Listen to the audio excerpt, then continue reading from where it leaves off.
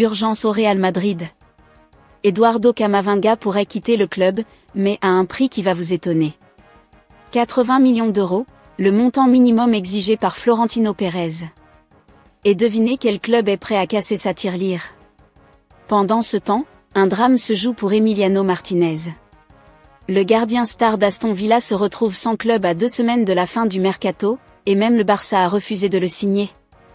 Mais la vraie bombe vient de Catalogne, le Barça a déjà trouvé le remplaçant de Lewandowski, et ce n'est pas celui que tout le monde attendait. Abonnez-vous et activez les notifications pour ne rien rater de ce mercato en folie.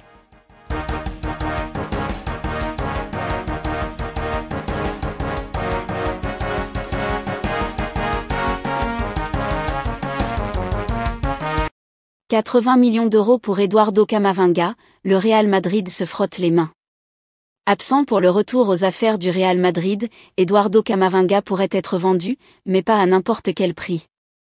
Alors que le grand rival, le FC Barcelone, a remporté son premier match de Liga de la saison 2025-2026 du côté de Majorque, le Real Madrid devra patienter jusqu'à mardi prochain pour faire son entrée en lice, face à Osasuna. Sous les ordres de Xavi Alonso, l'objectif est clair. Il s'agira de remettre la main sur le championnat, tout en allant le plus loin possible en Ligue des Champions. Sans son ballon d'or Luka Modric, parti à l'AC Milan, le milieu de terrain madrilène passera un sérieux test. Un autre ballon d'or, le tenant du titre Rodri, a été évoqué du côté de la Casablanca. Finalement, Angelo Stiller, le joueur du VfB Stuttgart, devrait débarquer sous peu dans la capitale espagnole.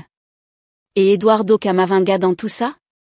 Le Real ne souhaite pas vendre Eduardo Camavinga, mais touché à la cheville, Eduardo Camavinga va louper le premier match officiel de la saison du Real Madrid, des pépins physiques à répétition qui commencent à agacer les fans des Merengues.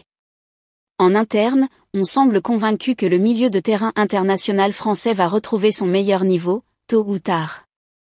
Néanmoins, comme le révèle Defensa Central, Florentino Pérez, le président madrilène, n'écoutera aucune offre inférieure à 80 millions d'euros.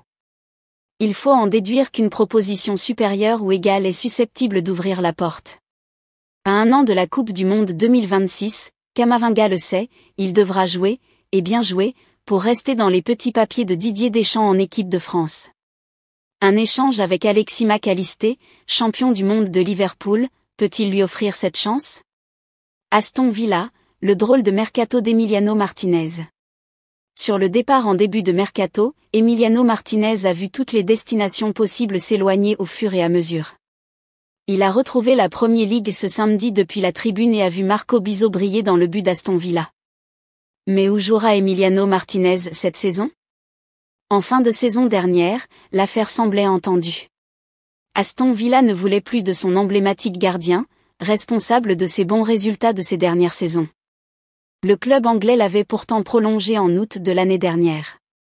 Une vraie prise de risque pour un gardien qui fêtait ses 32 ans une semaine plus tard que la direction est en train de payer cash. Il ne reste plus que 2 semaines de mercato et le champion du monde 2022 n'a toujours pas trouvé preneur. Cette prolongation est l'un des nœuds du problème. Il dispose d'un très gros salaire sur lequel peu d'équipes peuvent s'aligner. Elle se compte sur les doigts d'une ou deux mains maximum et la plupart se trouvent en Angleterre. El Dibu Martinez s'était même rapproché de Gestifut pour gérer ses intérêts et un possible futur transfert. Ce n'est pas morne pleine non plus puisque le gardien a été cité ici ou là, d'abord en Arabie Saoudite, qui aurait pu se mettre à la hauteur de ses émoluments, en plus de régaler les frais de transfert. Le Barça, l'Atlético, Manchester United s'éloignent tour à tour. Les rumeurs n'ont pas fait long feu. C'est plutôt vers l'Europe qu'il fallait se tourner. Le Barça lui aurait même soumis une offre, avant de se diriger vers Joan Garcia. L'Atlético aussi a pris des renseignements sans aller plus loin. Jean Oblak est toujours la même si ses plus belles années sont doute derrière lui. Longtemps en retrait dans ce dossier mais jamais à court d'informations, Manchester United est entré dans le vif du sujet en faisant de l'Argentin sa priorité en cas de départ d'André Onana. Vous l'aurez compris, le Camerounais n'est jamais parti. Aujourd'hui encore, ça ne semble pas être le cas malgré des performances très irrégulières.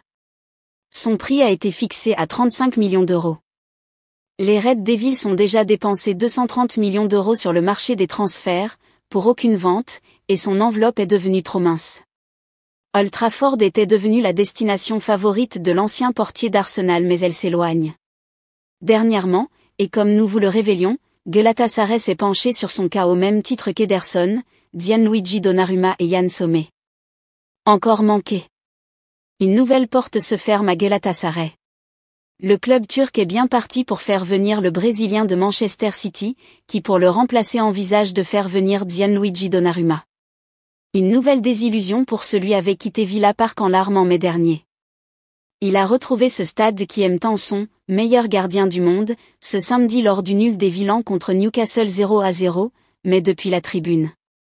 Suspendu pour cette première journée, il a vu l'ancien Brestois Marco Bizot maintenir le nul alors que son équipe était réduite à 10. Qu'en sera-t-il dans 2 semaines quand toutes les portes semblent se refermer?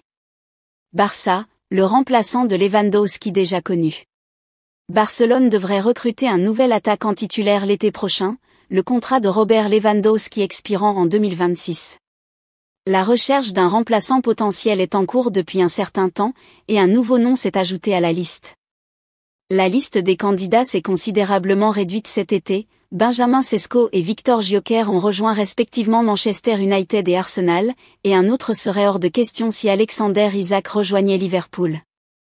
Julián Álvarez est toujours apprécié, mais il est fort probable qu'il ne soit pas disponible l'été prochain. Des options plus viables financièrement sont donc envisagées, et comme l'a révélé Sempre Barça, l'une d'entre elles est Dusan Vlahovic. Barcelone se positionne comme un sérieux prétendant pour Vlahovic, la presse confirmant que le club a déjà pris contact avec l'entourage de l'attaquant serbe, jetant ainsi les bases d'un éventuel transfert l'été prochain. À condition qu'il ne quitte pas la Juventus cet été, Vlahovic serait libre de tout contrat en 2026, à condition qu'il ne signe pas de prolongation de contrat avant le 30 juin. Barcelone a su exploiter le marché des agents libres avec succès ces dernières années, et cela pourrait être une nouvelle fois le cas. Vlahovic est-il suffisamment bon pour être l'attaquant titulaire du Barça? À 25 ans, Vlahovic a encore de belles années devant lui, et Barcelone espère certainement que ce sera le cas. Il a connu des difficultés à la Juventus depuis son transfert en provenance de la Fiorentina en 2022, et les géants de la Serie A n'envisagent pas de le conserver au club au-delà de son contrat actuel. Il reste à voir si Barcelone fera des efforts sérieux pour recruter Vlahovic, qui a également été envisagé par le Real Madrid ces derniers mois. Dans un monde idéal, ils opteraient pour quelqu'un comme Alvarez ou Isak, s'il reste à Newcastle United, mais étant donné qu'un défenseur central de haut niveau est également nécessaire l'été prochain, ils ne pourront probablement dépenser beaucoup que pour un seul.